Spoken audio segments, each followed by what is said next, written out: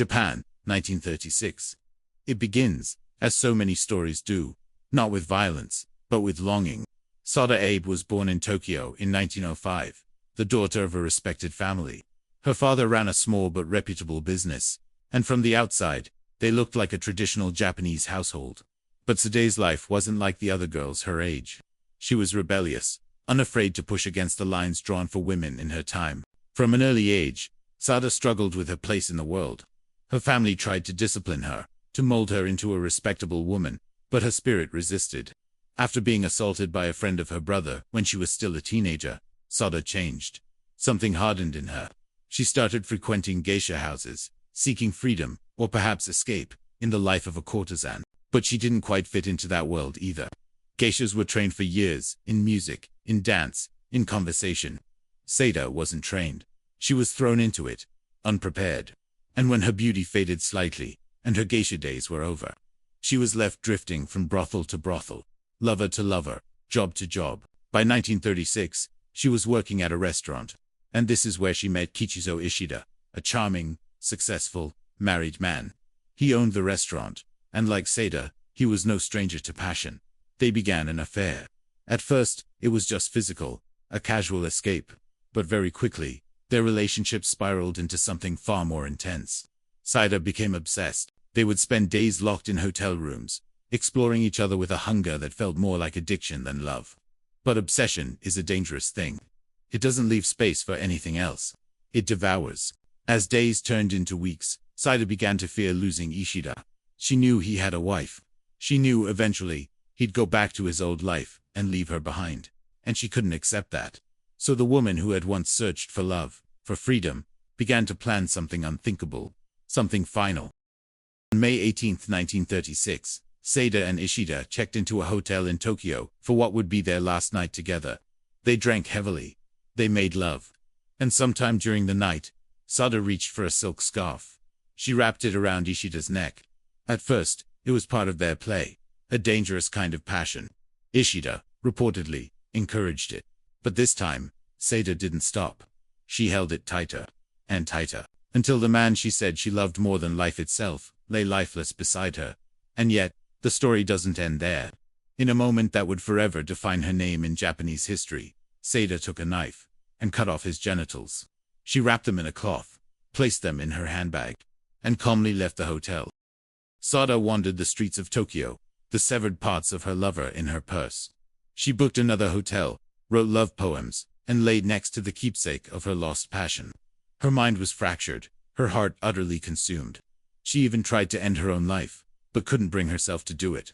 The Japanese police, shocked and desperate, launched a citywide manhunt. The case captivated the nation. Newspapers couldn't print enough copies. Men and women across Japan read in horror and secret fascination about the woman who had killed for love and taken a piece of her lover with her. After 4 days, Sada Abe was arrested. She didn't resist. In fact, she was calm.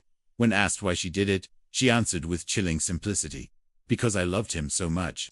I wanted to keep a part of him forever." The public reaction was explosive. Some were disgusted. Others were strangely sympathetic. And many too many were simply fascinated. What would drive a woman to such madness?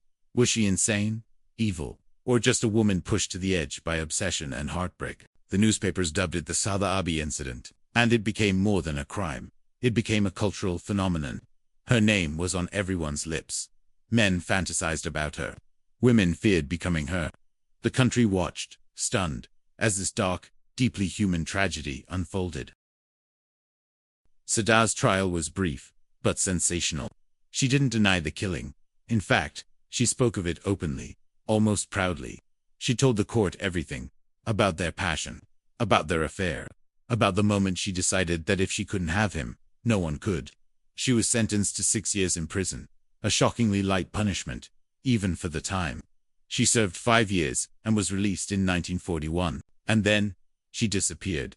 For decades, rumors swirled. Some said she became a nun. Others claimed she changed her name and lived a quiet life.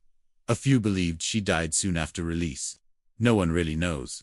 What we do know is this: Sada Abe became a symbol, not just of crime or madness, but of something far more complicated. She became a mirror.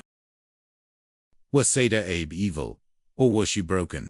Was she a product of abuse, rejection, and emotional starvation? Or did something darker live inside her all along? Her story forces us to ask hard questions about love, obsession, possession, and pain. She was, in many ways, a woman failed by society.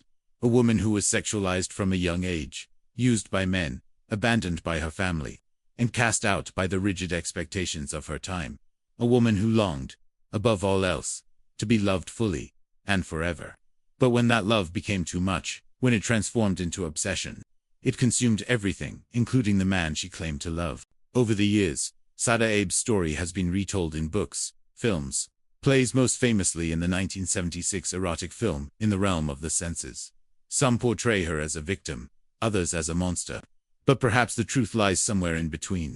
Her name still echoes through Japanese culture, not as a villain, not even as a criminal, but as a symbol of dangerous love, of what happens when desire burns too hot, too fast, too deep. This is not a love story. It's a cautionary tale. A story about a woman who wanted to be seen, to be loved, to be held so tightly that she could never be left again. And in the end, she held on too tightly. So tightly, it killed him.